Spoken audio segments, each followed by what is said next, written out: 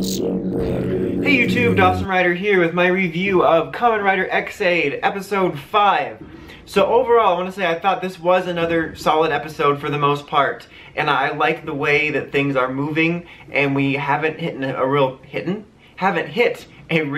stale portion yet, which is good. I do have some thoughts on some things, and I'm not wanting to come across as negative because honestly, like, I had a lot of thoughts during this episode, kind of criticisms, but if this makes any sense, it's kind of coming from a more loving place, meaning that, like, I'm really enjoying Ex-Aid a lot, and a lot of what it's doing, and I think that it's headed in the right direction in most ways. And since I'm enjoying it so much, a lot of it's just kind of like, well, I hope this doesn't get too bad, or I wish they would do this better, and it just comes from an overall more positive place, whereas like with Ghost, especially near the end, a lot of my criticisms weren't coming from really a hateful place. It was just more I was done and didn't care, and it was more like a man this just continues to be stupid, if that makes any sense at all. Which is like totally different from Dino Charges, which is kind of coming from a hateful place, but simultaneously a loving place, because I want the franchise to be better, but I just hate that show. But anyway, that's not for this video.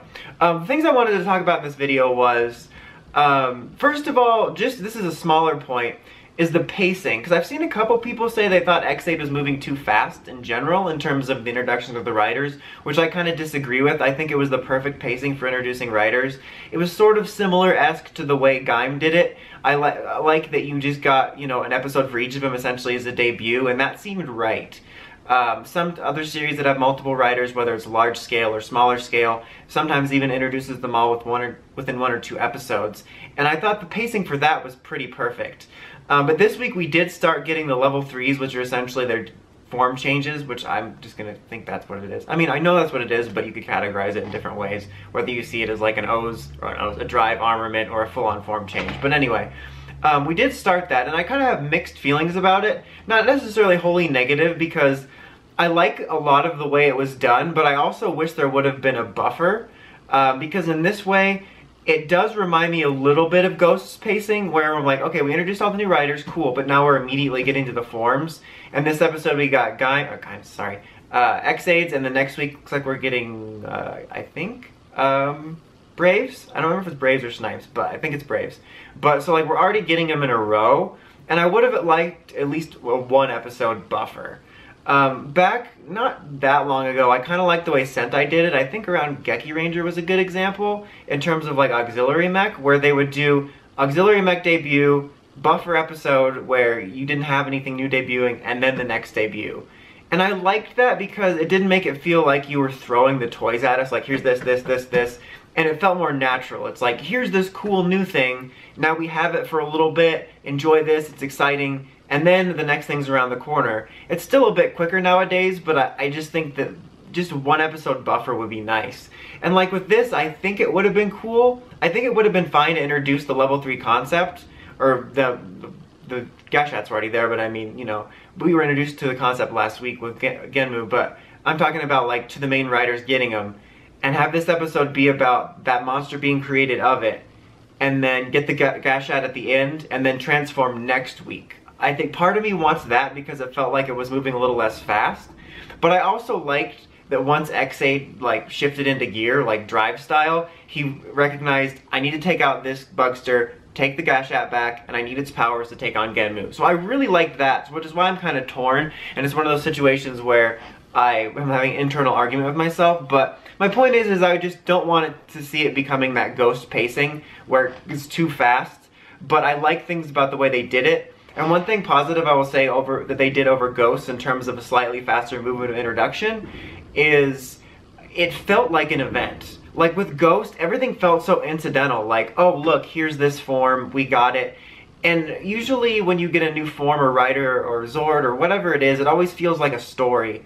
And it felt so matter-of-fact, like whatever. And in this, at least having the storyline around the stolen Gashats, and then last week's debut of Genm using it, it felt like an event. So it didn't feel like it was just there. Like it did feel like a proper form introduction storyline, which I think is definitely a positive. Now my other sort of negative is about Emu, which I've been talking about for weeks now, which is that he is a bit too idealistic at times. And I'm trying to describe this right, is that I don't really have a problem with a character being really idealistic or goody-goody. It's just about making them feel like they're still a human being that will weigh case-by-case decisions and not feel like a one-note cartoon. Like, that's something I didn't like about characters like Gentaro, Takeru from last year, and what Imu has been, is that no matter what happens, whether you have a patient that's like a sickly old lady or a patient that's a killer that's currently trying to kill you, he's like, I'm gonna save him no matter what. And it's like, wanting to save people isn't a bad thing, and the element of the doctor and the doctor's oath brought into it is interesting for sure, but it can also make you seem dumb. And I get wanting to have an idealistic character as an example to the audience of good, but even when I was little, I hated when characters were too like that, because I think it's a better example to show that not everything's black and white, and show a character that wouldn't get his friends hurt because he's making this decision. Like, he was sitting on the sidelines and everyone was getting their asses kicked because he refused to fight because he thought Genmu was a patient.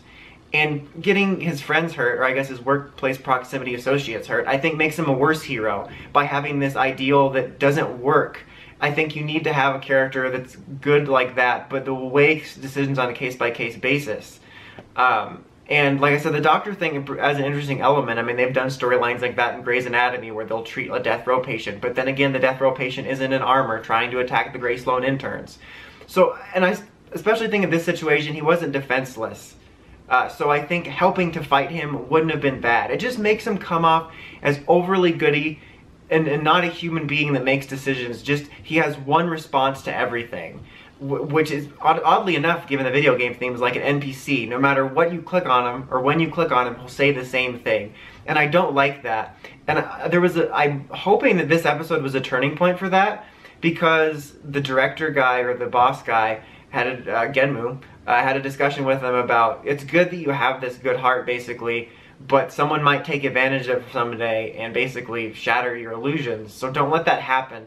And then at the end, when he found out that Genmu wasn't the patient, and he wanted to fight him and find out who it was, he had a bit of resolve, which was nice. And I'm hoping that leads to a good balance of him becoming a character that can stay very good, but also be able to essentially think for himself and weigh case-by-case decisions and have different responses to things and feel like a human. And I was thinking a lot about this. I just compared those characters I didn't like that were similar in that reason. I think a character that sort of nailed that for me was Kota. I don't think he was quite as idealistic in general as someone like Gentaro or Imu has been, but I think he was a good example of a quote-unquote goody-goody writer where he was very idealistic and just generally, I don't know if idealistic is the right word, but he was just a very good guy. But what made him work was that he felt like a human that made mistakes and decisions on a case-by-case basis. And I think what especially helped that was at the beginning of the series, when Kota actually quit briefly because he was scared of the stakes, which was very human. And I think his evolution throughout, I think the writing was just stronger, is he felt like a human who was evolving and making decisions and going through breakthroughs that were just, they just felt right and felt much more like a human character-driven thing. He was definitely too forgiving at times, but it just, my point is it felt natural, it felt right, and it's a more of a goody-two-shoes character that I can get behind. Another example would be Luke Cage, which is kind of an odd comparison to bring in, but of the three Marvel Netflix heroes at the moment, is the most idealistic and like preaches about good the most and is less of a gritty underground guy. But he's also one of my favorites because he comes off as a real human and not a cartoon character that you click on that says, protect smiles. That's kind of a Toku thing, honestly. I haven't seen that in much else other than preschool shows. But it was kind of a long ramble that brought in Gaim and Luke Cage. But my point is that I think they were setting up, and think and hope they were setting up for the right direction for that at the end. But I just don't want him to stay that annoying, because at the moment, that's my only real two problems with the show are that one-note goody thinking and the papu peepoo poop face girl when she goes not normal. I like her as normal, but not as a cartoon. But anyway, those rants aside, since I've gone on for a while about that, to quickly sum up, other than that, I quite enjoyed this episode. I liked the plot, like I said, the plot driving behind level 3 actually feeling like an event, and actually it turning into a villain, which gave it a very Mega Man vibe with him defeating it and then taking the powers back, which is very cool and video gamey. I already talked about kind of how I wish the structure might have been different, but also kind of liked it. And I liked the fake out with Genmu's identity, in that guy that had the virus at the beginning, turned out to be Graphite, not Philip. But, so that was neat, and I liked the twist that Genmu ended up being the boss guy for the Genmu Corporation, which, how did I not think about that? I mean, I'm the dumbest boy in school, but that was cool, and he definitely appears to have a disturbed side. So I think that was a cool twist that maybe everyone in the world saw coming, but I didn't think about it. Maybe it's because I don't think about it that much. But regardless of my sort of nitpicks about this, I thought this was a pretty good episode that moved things forward in a cool way. They didn't feel the need to do a patient of the week, which was great. It just kind of started to move the plot in the next step and gave us some good twists, and I thought, other than those little things I said, I think the Ex-Aid's still on the right track, and I'm still enjoying myself, and I'm eager to see what happens next. So overall, I'd probably give an episode about a 7, I think. Maybe a little higher, but no, 7. I'm sticking with it. But anyway, until next time, that's enough rambling for today. Make sure you check out the Crazy Podcast at writersrangersrambles.com, and of course, don't forget to like, comment, subscribe. Till next time, Dawson Rider, signing out.